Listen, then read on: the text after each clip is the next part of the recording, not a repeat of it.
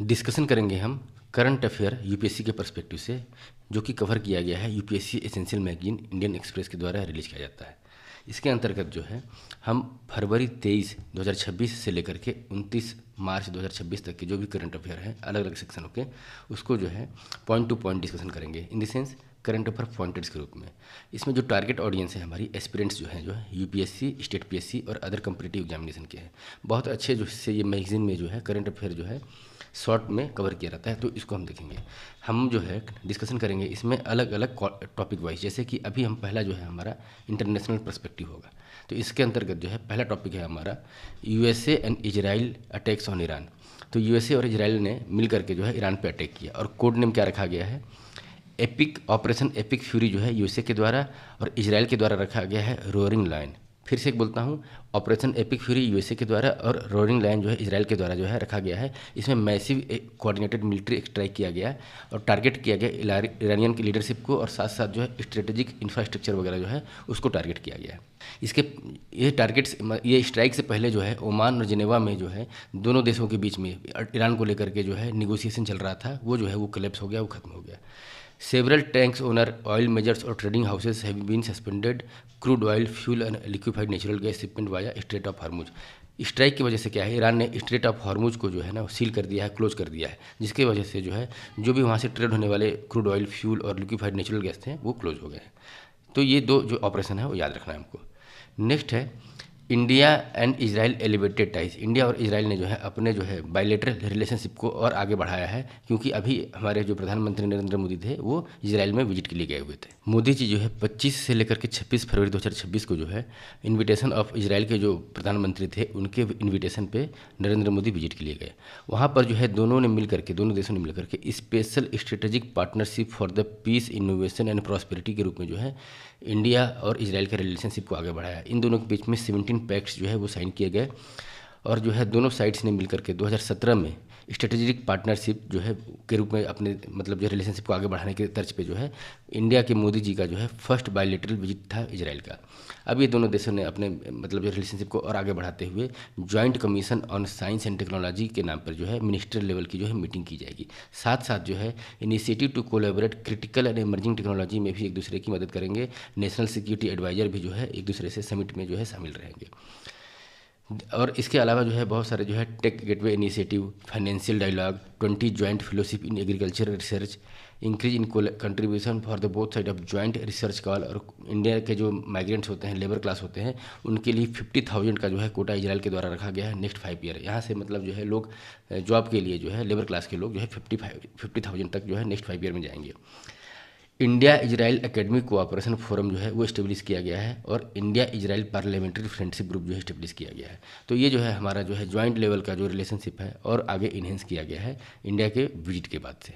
Next है Indian international energy association से लेकर के इंटरनेशनल एनर्जी एजेंसी से लेकर के इंडिया जो है चाहता है कि इंटरनेशनल एनर्जी एजेंसी का जो है फुल टाइम मेंबर बन जाए। क्यों चाहता है? क्योंकि जो है इंटरनेशनल एनर्जी एजेंसी एक तरीके का जो है पूरे वर्ल्ड लेवल पे जो है एनर्जी को कंट्रोल करने का जो है एक मल्टीलेटरल ऑर्गेनाइजेशन है। India has been seeking full membership for the last few year. In October 2023 में जो है इंडिया ने इसके लिए जो है फॉर्मल रिक्वेजिशन आईईए को दिया था। आईईए जो संस्था है इसको जो है क्रिएट हुआ था 1974 में, जब उस समय ग्लोबल ऑयल क्राइसिस हुआ था, तो उसके रिस्पांस में जो है इसको क्रिएट किया गया था। ये एक तरीके का ऑटोनोमस इंटर गवर्नमेंटल ऑर्गेनाइजेशन है, जो कि organisation for the economic and cooperation development के अंतर्गत जो है कार्य करता है, उसके फ्रेमवर्क के अंतर्गत कार्य करता है। तो जो भी कंट्री आईईए का मेंबर बनना चाहता है, इंटरनेशनल एनर्जी एजेंसी का मेंबर बनना चाहता है, उससे पहले ओईसीडी का मेंबर होना चाहिए। ओईसीडी का मेंबर होने के बाद जो है आईईए का जो है मेंबर बनना आसान हो जाता है। एट प्रेजेंट जो है इंटरनेशनल एनर्जी एजेंसी के जो है 33 मेंबर हैं। लास्ट मेंबर जो है इसके कोलंबिया इसका जो है लास्ट मेंबर बना था। 2015 में जो है आईईए ने जो है अपना डोर ओपन किया मेंबरशिप के लिए कि नॉन ओईसीडी मेंबर जो कोई कंट्री है वो भी इसका जो है मेंबर बन सकता है, लेकिन क्या बनेगा? एसोसिएट मेंबर बनेगा। इंडिया जो है 2017 में जो है इसका एसोसिएट मेंबर बन चुका था। अभी एट प्रेजेंट जो है इसके 33 परमानेंट मेंबर के अलावा 13 एसोसिएट मेंबर जो है एट प्रेजेंट है। डिफरेंस क्या है कि जो परमानेंट मेंबर और एसोसिएट मेंबर के, तो जो एसोसिएट मेंबर होते हैं वो पार्टिसिपेट करते हैं पॉलिसी डिस्कशन में और एक्टिविटीज़ में, लेकिन जो डिसीजन मेकिंग जो राइट्स है वो परमानेंट मेंबर के पास होता है। तो उस परमानेंट डिसीजन मेकिंग पावर को पाने के लिए परमानेंट मेंबर बनना पड़ेगा। नेक्स्ट टॉपिक है पाकिस्तान और अफगानिस्तान का जो है टेंशन है वो एस्केलेट कर गया है और एक दूसरे देशों पे ये स्ट्राइक कर रहे हैं। पाकिस्तान ने जो है एयर स्ट्राइक किया 22 फरवरी को और टारगेट किया तहरीब तालिबान पाकिस्तान। तहरीब तालिबान पाकिस्तान जो है एक आतंकवादी संगठन है, उसको टारगेट किया। पाकिस्तान ने एयर स्ट्राइक कहाँ कहाँ किया? काबुल, कांधार और पकीता। ये काबुल हो गया लोकेशन, ये पकीता, जलालाबाद और ये कांधार है। तो इस एरिया में पाकिस्तान ने टारगेट किया तहरीब तालिबान पाकिस्तान को लेकर के। टीटीपी जो है इसको फॉर्म हुआ था 2007 में by the several militant outfit जो एक्टिव थे नॉर्थ वेस्ट पाकिस्तान एरिया में, और इनको कॉमनली जाना जाता है पाकिस्तानी तालिबान के नाम पे। तो जो पाकिस्तानी तालिबान चाहे बोला जाए चाहे तहरीक तालिबान पाकिस्तान, जो एक ही नाम है, तो उसके जो है मतलब जो कैंप वगैरह थे उस पर अटैक किया गया है पाकिस्तान के द्वारा। स्वात वैली भी जो है इसी से इंक्लूडेड है कि तहरीब तालिबान पाकिस्तान जो है has attacked market, mosque, airport, military base, political station वगैरह जो होते हैं, पुलिस स्टेशन होते हैं, उनको जो है और चाहे टेरिटोरी को गेन करने के टारगेट से जो है टीटीपी के द्वारा जो है अटैक किया गया। Mostly along the border with Afghanistan but also deep inside the Pakistan. तो पाकिस्तान के इनसाइड में भी जो है वो अटैक किया गया है। स्वात वैली जो है कि पाकिस्तान में स्थित है, वहाँ पर भी अटैक किया। और यही ग्रुप जो है 2012 में अटैक किया था स्कूल गर्ल जो थी मलाला यूसुफजई, जिसको जो है बाद में नोबेल पुरस्कार जो है मिला 2 साल के बाद, नोबेल पीस प्राइज पुरस्कार किसको मिला था? मलाला यूसुफजई को। 2012 में उस पर जो है टीटीपी के द्वारा अटैक किया गया था। नेक्स्ट है IRIS देना। IRIS देना जो है वो मौज क्लास फ्रिगेट जो है ईरानियन नेवी का साउथर्न फ्लीट एसोसिएटेड है। ये जो है क्या हुआ था, इंटरनेशनल वाटर टेरिटोरी में जो है यूएसए के द्वारा जो है IRIS देना को जो है सिंक कर दिया गया, डुबा दिया गया अटैक करके। इसमें 80 से ज़्यादा लोग थे, उनका जो है डेथ कर गया। ये IRIS देना जो है ये विशाखापट्टनम में जो है इंटरनेशनल मैरीटाइम फ्लीट जिसको बोलते हैं इंटरनेशनल फ्लीट रिव्यू 2026, इसमें पार्टिसिपेट करके ये वापस जा रहा था। और कहाँ पे था? ये इंटरनेशनल वाटर में था।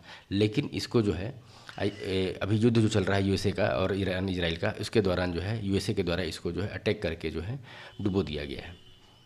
ये जो इंटरनेशनल फ्लीट रिव्यू जो समिट है ये विशाखापट्टनम में जो है ऑर्गेनाइज किया गया था to improve India's navies relationship with the other navies in the region. और साथ साथ जो है इसमें बहुत सारे डिफरेंट देश भी शामिल थे और अलग अलग देशों में जो है इंटरनेशनल फ्लीट रिव्यू जो है वो ऑर्गेनाइज किया जाता है। इंडिया ने 2001 और 2016 में जो है इसको इस एडिशन को जो है मतलब ऑर्गेनाइज किया था। लेटेस्ट जो एडिशन था वो इंडियन नेवी का जो है एक मेगा बाइएनियल एक्सरसाइज होता है, मिलन के नाम पर जो है नेवी का एक्सरसाइज होता है, उसके साथ साथ जो है इसको ऑर्गेनाइज किया गया था। और इंडियन ओशन नेवल सिंपोजियम जो है इसका कॉन्क्लेव हुआ था विशाखापट्टनम में, इसको भी जो है ऑर्गेनाइज किया गया था इंडियन नेवी के द्वारा। नेक्स्ट है इंडिया और फिनलैंड के रिलेशनशिप से रिलेटेड। रिसेंटली जो है फिनिश के प्रेसिडेंट अलेक्जेंडर स्टब जो है वो ऑफिशियल स्टेट विजिट पे थे 4 से 7 मार्च तक के बीच में, और इनके जो है कार्यकाल का ये फर्स्ट इंडिया का विजिट है। यहाँ पर जो है दोनों के बायलैटरल रिलेशनशिप को जो है इंडिया और फिनलैंड को strategic partnership in the digitalisation and sustainability के रूप में जो है एलिवेट किया गया है, ऊपर बढ़ाया गया, आगे बढ़ाया गया है कि इसमें जो है हमारा जो पार्टनरशिप आगे बढ़ाया है उसमें momentum and new energy to cooperation across the several high technology sector में जो है एक कोऑपरेशन की बात की गई। आर्टिफिशियल इंटेलिजेंस से लेकर के 6G टेक्नोलॉजी और साथ साथ जो है क्लीन एनर्जी से लेकर के क्वांटम कंप्यूटिंग में कोलैबोरेशन की बात की गई है। दोनों देशों ने मिल करके जो है पैक्ट साइन किया गया, 3 पैक्ट, जिसमें कि मोबिलिटी, इन्वायरमेंटल और स्टेटिस्टिक्स में हमको आगे बढ़ना है। साथ साथ जो है दोनों देशों ने मिल करके ये टारगेट रखा है कि 2030 तक हम दोनों अपने बायलैटरल ट्रेड को जो है डबल कर देंगे। साथ साथ जो है ज्वाइंट वर्किंग ग्रुप जो है वो क्रिएट किया जाएगा for the digitalisation, joint task force 6G को इम्प्लीमेंट करने के लिए, ग्रेटर कनेक्टिविटी को बढ़ाने के लिए स्टार्टअप वगैरह का इकोसिस्टम पे जो कोलैबोरेट किया जाएगा। साथ साथ जो है दोनों मिलकर के को होस्ट करेंगे world circular economy forum in India. ये सर्कुलर इकोनॉमी फोरम क्या होता है कि जो रिसाइकल, रिफर्बिश, रीयूज, रिड्यूस, ये वाला जो है वेस्ट वगैरह को कंट्रोल करने का जो टेक्नोलॉजी है उसको लेकर के जो है वर्ल्ड सर्कुलर इकोनॉमिक फोरम को जो है होस्ट किया जाएगा, और इसमें जो है कंसुलर डायलॉग के रूप में जो है इसको पेश किया जाएगा। साथ साथ जो है इनकी विजिट के द्वारा जो है 3T की बात की गई, जिसमें कि ट्रेड, टेक्नोलॉजी और टैलेंट का जो है समावेशी इंक्लूसिवनेस रहेगा। ट्रेड का जो है मेन एंकर पॉइंट है economic partnership, technology advance collaboration जिसमें कि डिजिटलाइजेशन और सस्टेनेबिलिटी होगा, और साथ साथ जो है टैलेंट जो होगा वो कनेक्ट करेगा सोसाइटी थ्रू द मोबिलिटी। तो ट्रेड को हमको डबल करना है, टेक्नोलॉजी को जो है एक तरीके से कोलैबोरेशन के माध्यम से, पार्टनरशिप के माध्यम से जो है शेयर करना है, और टैलेंट जो होगा उसको जो है यूटिलाइजेशन करना है। साथ साथ जो है ये जितने विजिट में जो भी बातें की गई, विकसित भारत 2047 का जो टारगेट है उसके अंतर्गत जो है ये जो की प्रायोरिटीज एरिया को अलाइन करके जो है साइन किया गया है। और साथ साथ जो है फिनलैंड का जो स्ट्रेंथ किस में है, इनोवेशन में, सस्टेनेबिलिटी में, एजुकेशन में। तो इसके चलते जो है फिनलैंड इंडिया के नेचुरल पार्टनर के रूप में जो है आ रहा है। फिनलैंड के जो आर्किटेक्ट है इंडिया को कोऑपरेट किए, हेल्प किए क्या डेवलप करने में। जो चिनाब रिवर पे जो है हाईएस्ट रेल ब्रिज जो डेवलप किया गया है उसमें भी जो है फिनलैंड के जो है आर्किटेक्ट की भूमिका थी। साथ साथ जो है वर्ल्ड का largest bamboo to bio ethanol refinery जो है नुमालीगढ़ आसाम में इस्टेब्लिश किया गया है, वहाँ पर भी जो है फिनिश आर्किटेक्ट का जो है इंपॉर्टेंट कोलैबोरेशन किया गया था। नेक्स्ट है इंडिया और कनाडा के रिलेशन से संबंधित। अभी जो है कनाडा के जो प्राइम मिनिस्टर मार्क कार्नी जो है वो ऑफिशियल विजिट पे से 27 फरवरी से लेकर के 2 मार्च के बीच में। इंडिया और कनाडा का जो रिलेशनशिप जो है बहुत डाउन की तरफ हो गया था। मार्क कार्नी के विजिट के बाद से जो है इन रिलेशनशिप हमारा जो है इम्प्रूव हुआ है। न्यू दिल्ली और ओटावा जो है कनाडा का राजधानी है, तो इन्होंने ऐसे उम्मीद किया है कि ये दोनों जो है बायलेटरल ट्रेड दोनों के देशों के बीच में 2030 तक जो है $50 बिलियन तक ले जाएंगे। ये दोनों देशों के बीच में जो है ज्वाइंट मीडिया अपीयरेंस भी किया गया और जो है करनी जो है फ्रॉम नियरली $9 बिलियन 2024-25, मतलब ये ज्वाइंट प्रेस कॉन्फ्रेंस में बोला गया है, जो कि जो है अभी जो है 2024-25 में $9 बिलियन का हुआ करता था हमारा ट्रेड, उसको 50 बिलियन तक ले जाना है। साथ साथ जो है दोनों देशों के बीच में फ्री ट्रेड एग्रीमेंट, जिसका नाम रखा गया है कम्प्रहेंसिव इकोनॉमिक पार्टनरशिप एग्रीमेंट, इसको जो है इस बात पर निगोशिएशन चल रहा है और जल्द ही इसको फाइनलाइज किया जाएगा। साथ साथ जो है कनाडा से जो है हम यूरेनियम बहुत सारा इंपोर्ट करते थे। 2020-21 में कनाडा के केमको कंपनी है, उसके थ्रू जो है 1000 टन जो है यूरेनियम इंपोर्ट किया गया। अभी हमारा जो है हमारे सप्लायर जो है रसिया भी है, कजाकिस्तान, उज्बेकिस्तान भी हैं। देखा जाए तो इंडिया के जो मेन सप्लायर हैं रसिया, कजाकिस्तान, उज्बेकिस्तान, कजाकिस्तान और कनाडा है। कुदनकुलम जो है न्यूक्लियर पावर प्रोजेक्ट जो कि तमिलनाडु में स्थित है, वहाँ पर रसिया यूरेनियम सप्लाई करता है और उससे लाइफ टाइम जो है सप्लाई का एग्रीमेंट साइन है। रसिया के केमको कंपनी से जो है अभी जो है मतलब जो है इस ट्रेड डील किया गया है, जिसके अंतर्गत जो केमको जो है रसिया की कंपनी वो 22 मिलियन पाउंड, बोला जाए तो 10,000 टन जो है यूरेनियम सप्लाई करेगा 2027 से लेकर के 2035 तक के बीच में। उस हिसाब से जो है कनाडा हमारा जो है सबसे लार्जेस्ट यूरेनियम का सप्लायर हो जाएगा न्यूक्लियर पावर के लिए। और ये जो कॉन्ट्रैक्ट हुआ है 2.6 बिलियन कैनेडियन डॉलर, यूएसए में देखा जाए तो 1.9 बिलियन यूएस डॉलर के रूप में जो है ये ट्रेड एग्रीमेंट हुआ है। ये साइन हो जाने से जो इंडिया की न्यूक्लियर एम्बिशन जो है जो कार्य करता है क्लीन रिलायबल बेस्ड जो एनर्जी के रूप में, तो उसमें एक तरीके से हेल्प हो जाएगा, क्योंकि यहाँ पे जो है लॉन्ग टर्म के लिए जो है यूरेनियम सप्लाई का एग्रीमेंट साइन किया गया है।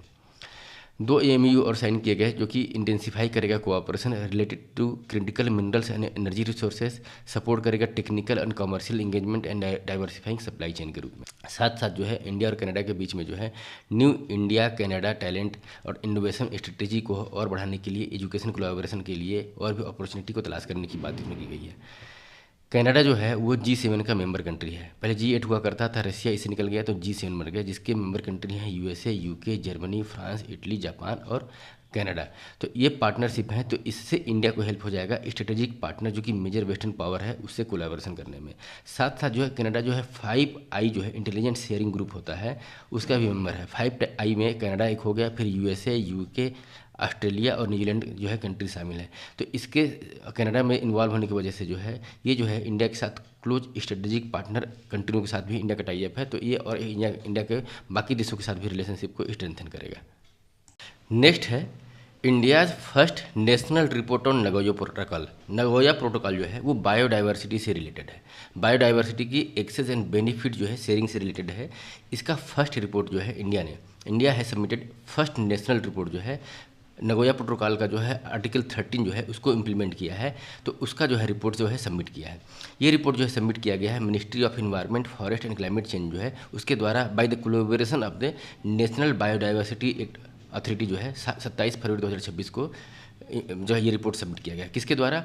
मिनिस्ट्री ऑफ इन्वायरमेंट और नेशनल बायोडाइवर्सिटी अथॉरिटी के द्वारा जो है ये रिपोर्ट जो है कवर किया है 1 नवंबर 2017 से लेकर के 31 दिसंबर 2025 तक के बीच में जो है जो हमारा बायोडाइवर्सिटी के एक्सेस और बेनिफिट से संबंधित था रिपोर्ट वो हाईलाइट करता है। और यह हाईलाइट कर रहा है countries progress in implementing Nagoya protocol, जो कि 13th टारगेट है इसके अंतर्गत जो है 13वां नंबर का जो टारगेट है उसमें updated national biodiversity strategy and action plan से संबंधित है। इंडिया की अगर ग्लोबल लीडरशिप देखा जाए एक्सेस और बेनिफिट शेयरिंग से संबंधित, एक्सेस और बेनिफिट शेयरिंग है क्या चीज़, पहले तो ये समझें कि जैसे बायोडाइवर्सिटी जो होती है उसको एक्सेस करना और साथ साथ जो है उसको इसके बेनिफिट को शेयर करना, साइंटिफिकली जो है कुछ टेक्नोलॉजिकली जो है उसको शेयर करना, ये नगोया प्रोटोकॉल में दिया हुआ है। तो इंडिया जो है ना नगोया प्रोटोकॉल को फॉलो अप करते हुए जो है नेशनल बायोडाइवर्सिटी एक्ट, फिर स्टेट बोर्ड एक्ट, फिर जो है इसके अंतर्गत जो है और भी मतलब जो है उसके नीचे लेवल के जो है बोर्ड का गठन किया था। तो India has established robust legal three tier institutional mechanism जो है इस्टेब्लिश किया इंडिया इम्प्लीमेंट करने के लिए नगोया प्रोटोकॉल, और becoming a global leader in issuing internally recognised certificate of the compliance and sharing monetary benefit. इसके अंतर्गत जो है एक नेशनल लेवल पे नेशनल बायोडाइवर्सिटी अथॉरिटी है, स्टेट बोर्ड्स हैं, और इसके अलावा जो है लोकल कमिटीज़ भी हैं। इसके जो है इंडिया जो है 3 टियर स्टेज पे जो है इसको इस्टेब्लिश किया हुआ है। नेक्स्ट है हमारा ऑपरेशन गजबलिल हक। इसको जो है पाकिस्तान ने जो है अभी तालिबान पे जो अटैक किया है, तो उस मिलिट्री ऑपरेशन को जो है एक तरीके से रिटेलिएटरी ऑपरेशन का नाम देते हुए गजबलिल हक जो है नाम दिया है। इस मिलिट्री ऑपरेशन को जो कि रिटेलिएटरी बोला जा रहा है, इन द सेंस तालिबान के अटैक के अगेंस्ट में अपने को बचाने के लिए जो है गजबलिल हक जो है वो मिलिट्री ऑपरेशन जो है पाकिस्तान के द्वारा चलाया गया है। अफगान के तालिबान के ऊपर इन्होंने अटैक किया सेवरल बॉर्डर पोस्ट पे। गजबलिल हक जो है इसको अरेबिक फ्रेसेस है, इसको अगर हम ट्रांसलेट करेंगे तो इसका होगा राइटियस फ्यूरी, इंग्लिश में भी इसको बोला जाएगा, जो कि इम्फेसाइज करता है कि पाकिस्तान से रिटेलिएशन रेदर देन एग्रेशन। मतलब ये बोल रहा है कि पाकिस्तान जो है ना वो रिटेलिएट कर रहा है, खुद एग्रेशन नहीं कर रहा है। अफगानिस्तान जो तालिबान है उसके स्ट्राइक के अगेंस्ट में जो है एक तरीके का रिटेलिएशन है। ऑपरेशन का नाम क्या है? गजबलिल हक। India and Myanmar pulse agreement जो है वो एक्सटेंड किया गया है। मतलब इंडिया और म्यांमार के बीच में जो है पल्स दाल का जो है ट्रेड हो रहा था उसको और एक्सटेंशन मिल गया है 5 सालों के लिए। जून 2021 में जो है इंडिया और म्यांमार ने साइन किया था एग्रीमेंट, जिसमें प्रमोट किया गया था उड़द और तूर दाल को जो है इंपोर्ट किया जाएगा म्यांमार से। इस एग्रीमेंट के तहत जो है India made a commitment to import annual quantity. India ने जो है कमिटमेंट किया है कि एनुअली जो है 2.5 लाख मेट्रिक टन जो है उड़द दाल और 1 लाख टन जो है तूर दाल जो है म्यांमार से इंपोर्ट करेगा थ्रू प्राइवेट ट्रेड। 5 साल का एग्रीमेंट है 2021-22 से लेकर के 25-26 तक का। इसको जो है और जो है इंपोर्ट को जो है और एक्सटेंड कर दिया गया है, ताकि जो है ग्लोबल जो सप्लाई डिसरप्शन हुआ है वार के चलते, उस सप्लाई फर्टिलाइज़र वगैरह जो है सीड्स वगैरह की जो है अवेलेबिलिटी ना भी रहे, तो हमारे यहाँ जो है दाल की कमी ना हो। तो ये जो है इंडिया में अगर देखा जाए दाल का जो खपत है तो 28 से 29 मिलियन टन जो है दाल की खपत है, लेकिन प्रोडक्शन कितना है 24 से 25 मिलियन टन है।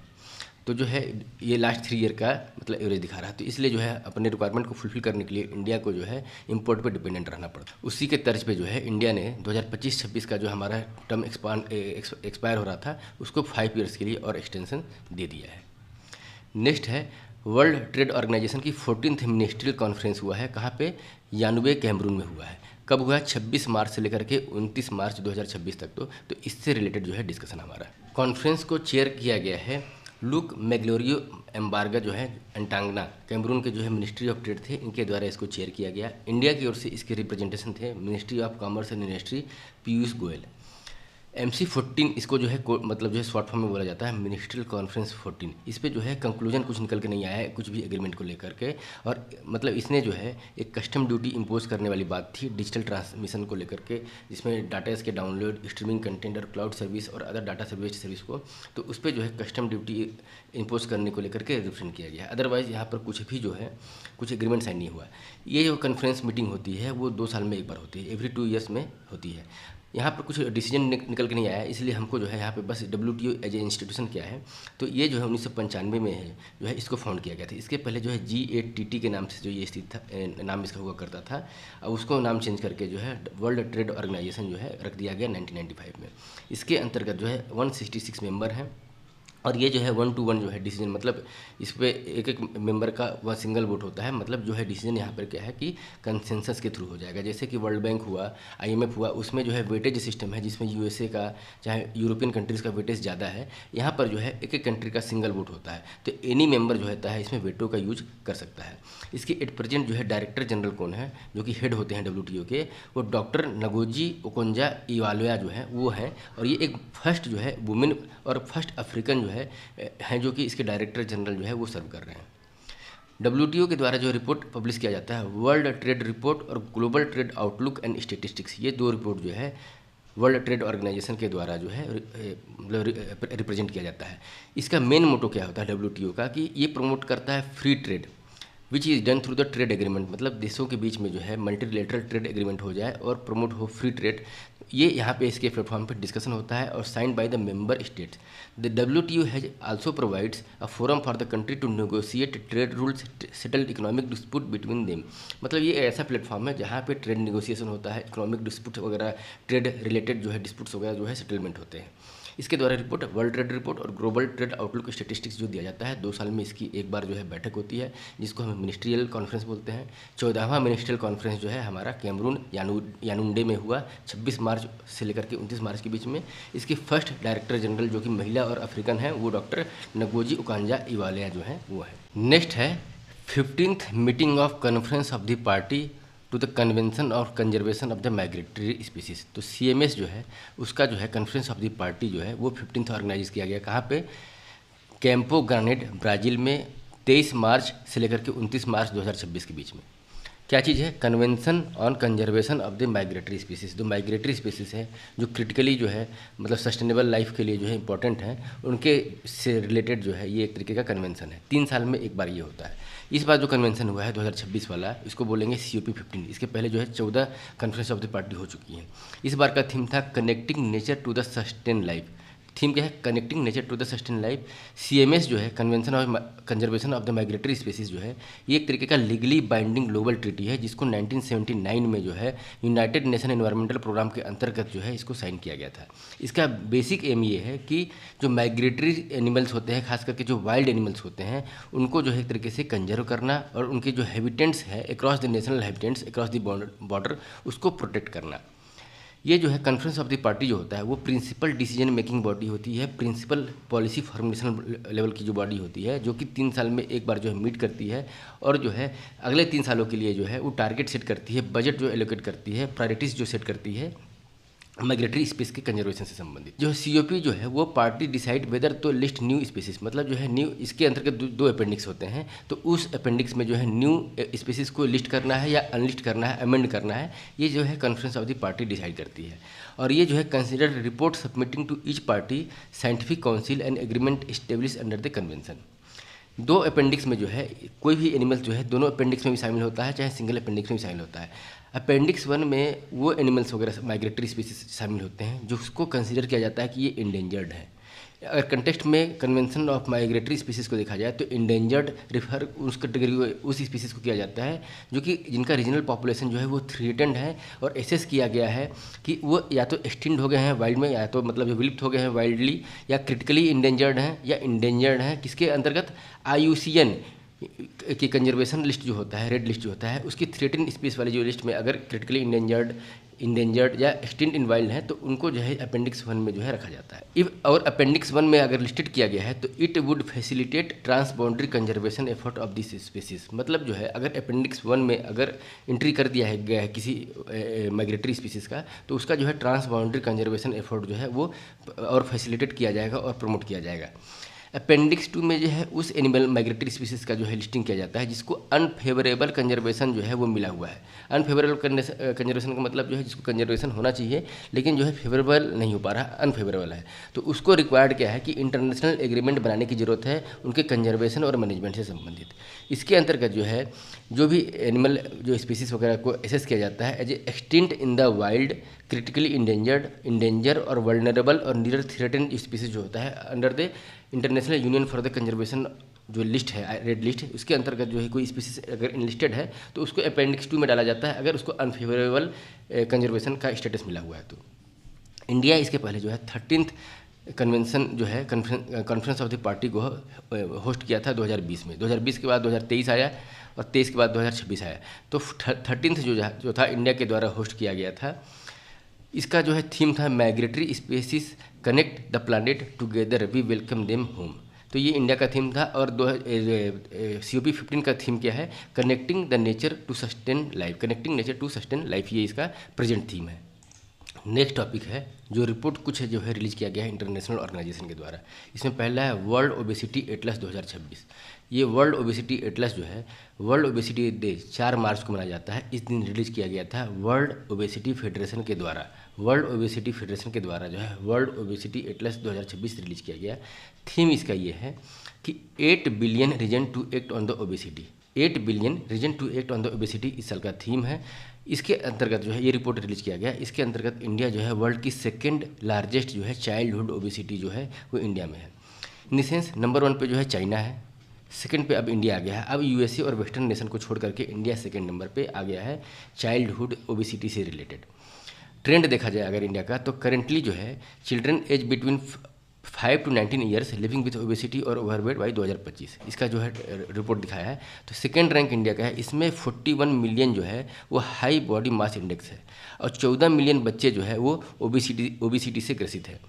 चाइना में 33 मिलियन है, इंडिया में 14 मिलियन है और थर्ड पे जो है यूएसए है। अगर ये प्रोजेक्टेड क्राइसिस अगर 2040 तक का दिया गया है कि अगर ये ट्रेंड कंटिन्यू रहता है तो 56 मिलियन इंडियन चिल्ड्रन जो है वो ओवरवेट हो जाएंगे और ओबेसिटी से ग्रसित रहेंगे। कब तक? 2040 तक।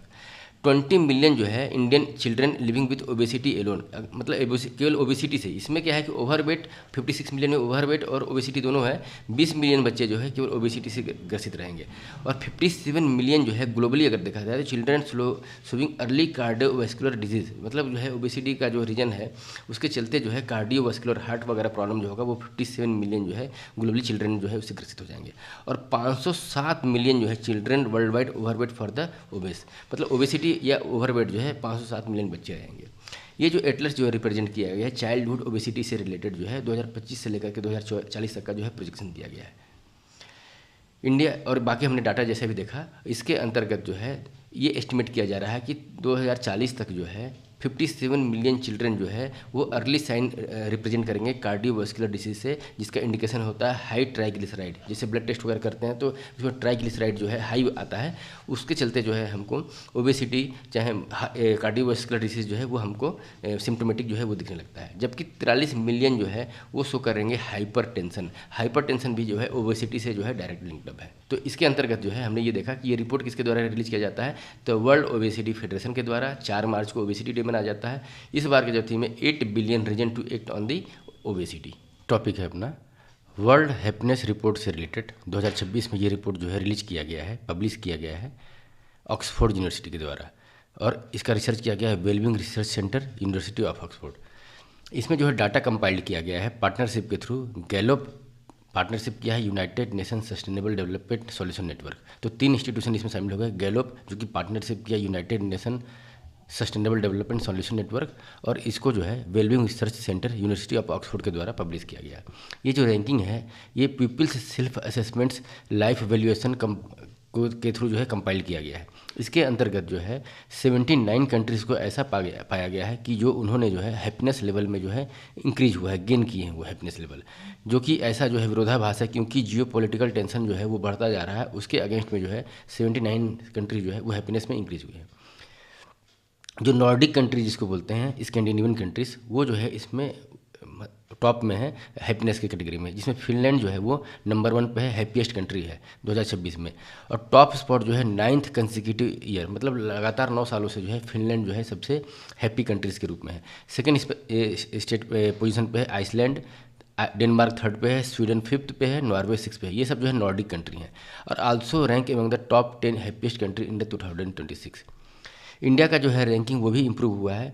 2025 में इंडिया की रैंकिंग 118 थी, 2026 की रैंकिंग में 116 है और वैल्यूएशन जो है 4.536 का है। इसके अंतर्गत ये भी पाया गया है कि सोशल मीडिया का जो है वो हैप्पीनेस पे जो है निगेटिवली इम्पैक्ट पड़ रहा है। लेकिन अगर जो भी व्यक्ति, बच्चे खास करके जो टीनेजर्स वगैरह हैं, लेस देन 1 आवर अगर जो है सोशल मीडिया का यूज कर रहे हैं तो वो जो है हैप्पीनेस में जो है उनके ऐड कर रही है, मतलब वो हैप्पी रह रहे हैं। और उससे बियॉन्ड अगर जा रहे हैं तो उनका जो है हैप्पीनेस जो है डिक्लाइन हो रहा है। तो इसमें जो है बेसिकली यही बातें की गई हैं कि सोशल मीडिया का जो है नेगेटिव इम्पैक्ट भी पड़ रहा है और पॉजिटिव इम्पैक्ट भी पड़ रहा है। इंडिया की रैंकिंग 116 है, पिछले साल 118 थी। इसमें वैल्यूएशन का स्कोर है 4.536 और स्कैंडिनेवियन कंट्रीज जो है वो ज़्यादा हैप्पीएस्ट हैं। रिपोर्ट रिलीज किया जाता है वेलबिंग रिसर्च सेंटर के द्वारा ऑक्सफोर्ड यूनिवर्सिटी और United Nation Sustainable Development Solution Network Gallup के पार्टनरशिप के बाद जो है ये असेसमेंट किया जाता है। नेक्स्ट कुछ इवेंट्स और इम्पॉर्टेंट डेट भी देख लेते हैं हम। तो national round table conference with the state election commission. तो अभी क्या है, नेशनल राउंड टेबल कॉन्फ्रेंस जो है इलेक्शन कमीशन ऑफ इंडिया और स्टेट इलेक्शन कमीशन के बीच में जो है वो ऑर्गेनाइज किया गया है इलेक्शन कमीशन ऑफ इंडिया के द्वारा 24 फरवरी 2026 को भारत मंडपम न्यू दिल्ली में। ये जो है कॉन्फ्रेंस जो है आफ्टर जो है 25 ईयर्स के बाद जो है गैप के बाद ही हुआ है। ऐसा सच इवेंट जो है 1999 में हुआ था, और अब जो है 2026 में भारत मंडपम में जो है ये नेशनल राउंड टेबल कॉन्फ्रेंस जो है इलेक्शन कमीशन का स्टेट इलेक्शन कमीशन के बीच में किया गया है। इसमें देखना ये है कि इलेक्शन कमीशन ऑफ इंडिया जो है वो इलेक्शन देखता है लोकसभा का, राज्यसभा का, प्रेसिडेंट का, वाइस प्रेसिडेंट का, और इसके अलावा जो है और राज्यसभा के जो मेंबर होते हैं उनका इलेक्शन देखता है ये। स्टेट इलेक्शन कमीशन जो होता है जितनी भी पंचायती राज व्यवस्था है उसके अंतर्गत urban body, local body, urban body और रूरल बॉडी दोनों के इलेक्शन को जो है स्टेट इलेक्शन कमीशन देखता है। तो ये दोनों के बीच में जो है synergy the law relating to the election to the panchayat and municipal body जो है एक साइनर्जी और एक जो है एग्रीमेंट हो दोनों के बीच में, उसको रिलेटेड जो है डिक्लेरेशन किया गया है relating to the election in the parliament and state legislature. Next है हमारा वर्ल्ड स्पैरो डे 2026। जो वर्ल्ड स्पैरो डे जो होता है चिड़िया, ये जो है इसका फिगर है, तो ये ऑर्गेनाइज किया जाता है मार्च 20 मार्च को जो है ऑर्गेनाइज किया जाता है। ये जो स्पैरो डे 20 मार्च को मनाया जाता है ये एक इनिशिएटिव है नेचर फॉरएवर सोसाइटी जो है ऑफ इंडिया, इसके द्वारा जो है साथ साथ जो है इकोसिस एक्शन फाउंडेशन फ्रांस का जो है और अदर नेशनल इंटरनेशनल ऑर्गेनाइजेशन मिल करके जो है इसको सेलिब्रेट करते हैं 20 मार्च को वर्ल्ड स्पैरो डे। ये जो है इसलिए मनाया जाता है कि raise awareness about the bird, इस बर्ड के बारे में अवेयरनेस को रेज करने के लिए सेलिब्रेट किया जाता है। इंडिया में जो स्पैरो है उसको अलग अलग जगहों पर अलग अलग नाम से बुलाया जाता है, जैसे कि इसका बहुत सारा अलग नाम है। गौरैया हिंदी में बोला जाता है, कुरूबी तमिल में, और चिड़िया जो है वो उर्दू वर्ड है। जैसे चिड़िया हम बोलते हैं तो वो उर्दू वर्ड है, गौरैया हिंदी वर्ड है। हाउस स्पैरो जिसका साइंटिफिक नेम है पैसर डोमेस्टिकस जो है एक स्मॉल पैसराइन बर्ड है। अराउंड जो है 16 सेंटीमीटर इसकी लंबाई होती है और वेट 24 से लेकर के 39.5 ग्राम होता है। मेल और फीमेल बर्ड जो है दोनों का जो है डिफरेंट इन कलर और साइज में होते हैं, जिसको आसानी से डिस्टिंग्विश किया जा सकता है। इसको देखा जाए तो it is listed as a list concern on the red list of the international union for the conservation of the nature, जो कि मतलब जो है लिस्ट कंसर्न है दिस विथ है remark that its population is showing a decline trend. मतलब जो है लिस्ट कंसर्न तो है ही, लेकिन इसमें जो है एक रिमार्क ऐड किया हुआ है कि इसका जो है पॉपुलेशन बहुत तेज़ी से जो है वो डिक्लाइन हो रहा है। एक इंटरेस्टिंग फैक्ट ये है कि स्पैरो मेमोरियल बनाया गया है कहाँ पर, दालनीपोल एस्टोनिया जो है एक वॉल सिटी जो है अहमदाबाद के पास में है, उसको स्पैरो मेमोरियल बनाया गया है, जो कि इंडिया का first UNESCO world heritage city है। कौन सा? अहमदाबाद। इंडिया का first UNESCO world heritage city Ahmedabad है, वहाँ पर स्पैरो मेमोरियल बनाया गया है। क्यों बनाया गया कि एक स्पैरो जो है वो पुलिस फायरिंग के दौरान जो है वो मर गया था, तब उसके जो है बिहाफ पर जो है वहाँ पर स्पैरो मेमोरियल बनाया गया है। नेक्स्ट है international day for the forest 2026। हर साल 21 मार्च को जो है वो international day of the forest celebrate किया जाता है यूनाइटेड नेशन के द्वारा। जो है ये एक तरीके से जो है ये इंडिकेट करता है कि green cover around the world and रिइटरेट it's important. ये एक तरीके से ये बताता है कि ग्रीन कवर का क्या इंपॉर्टेंस है इन द वर्ल्ड। तो इस बार का जो थीम था फॉरेस्ट एंड इकोनॉमिक्स जो है इंटरनेशनल डे ऑफ फॉरेस्ट का थीम था। इसके अंतर्गत यह हाईलाइट किया गया है कि central role of forest in sustaining livelihoods and economic opportunity across the sector. तो बेसिकली जो है इसके द्वारा जो है अवेयरनेस फैला जाता है कि हर टाइप के जो फॉरेस्ट है उनका जो है इकोनॉमिक में और इकोलॉजी में क्या इंपॉर्टेंट है। इस दिन जो है countries are encourage to undertake local national and international effort. मतलब इस दिन जो है जितनी भी कंट्रीज़ हैं उनको इंकरेज किया जाता है कि लोकल लेवल पे, नेशनल और इंटरनेशनल लेवल पे एफर्ट करें, ऑर्गेनाइज करें, एक्टिविटीज़ करें, इसमें कि जो है फॉरेस्ट ट्री और ट्री प्लांटेशन से संबंधित जो है कैंपेन हो सके। नेक्स्ट है वर्ल्ड वाटर डे 2026। तो वर्ल्ड वाटर डे जो है सेलिब्रेट किया जाता है 22 मार्च को हर साल। इसको एडवेंट किया गया था 1993 में। This day has been observe to raise awareness about the water related issue, encourage people to take action to address global water challenges. तो इसका मतलब जो है बेसिकली थीम यही होता है कि वाटर रिलेटेड जो भी इशू है, खास करके जो है पॉल्यूशन से लेकर के और उसके जो है वाइस यूज को लेकर के, तो उसके से रिलेटेड जो है अवेयरनेस फैला जाता है। इसको 1993 में जो है एडवेंट किया गया था। उसके बाद से ये कंटिन्यूसली जो है हर साल मनाया जाता है। 2026 का जो है थीम है वाटर एंड जेंडर, और यूनाइटेड नेशन वाटर के अकॉर्डिंगली जो है the global water crisis affects everyone but not equally. In the sense यहाँ पर भी जो है जो जेंडर गैप होता है, इनकम गैप होता है, और इस टाइप से जो है कोई भी जो है मतलब नुकसानदायक चीज़ें जो है अमीर आदमी और गरीब आदमी के बीच में डिफरेंस जो पैदा करता है, सेम वही चीज़ें जो है वाटर क्राइसिस भी क्रिएट कर रहा है।